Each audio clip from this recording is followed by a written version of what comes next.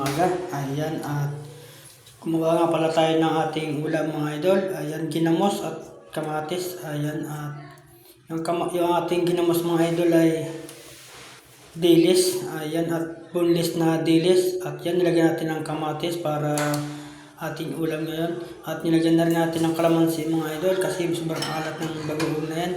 At yung bagoong pa mga idol ay binili sa Pampanga. At yan yung ating ulam for today. Ayan, at tinalo-halo natin mga idol.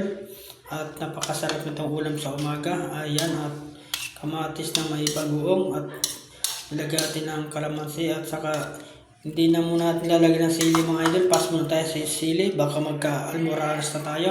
Ito mga idol, at kumuha na pala ako ng kanin. At ito na yung ating ginawang kamatis na may bagoong, na may kalamansi mga idol. Ayan, napakasarap niyan mga idol. At sobrang alat naman kaya nilagyan ko ng kalamansi. Ayan, meron tayong lumpia. At yan lumpia na niluto lang kanina mga idol. Ayan, at ito mga idol, samahan niyo ako at tayo kakain. Ayan, yung ating ginawa na kamatis na may bagoong at lumpia. Ayan, at napakasarap na ulam natin.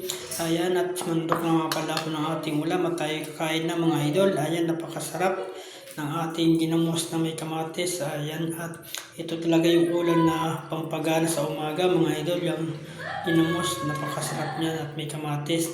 Ayan, at ito nga, kumakain na ako at wala nga pala akong kasama mga idol at ako lang ang mag-isang kumain. Ayan mga idol, at maraming salamat sa papanood nyo sa aking video. At ingat po tayong lahat mga idol. Maraming salamat ulit sa inyong lahat. Ayan, at ito nga, tapos na tayong kumain mga idol. At napakasarap na ulam. Yan lang po, at maraming salamat. Ingat po tayo.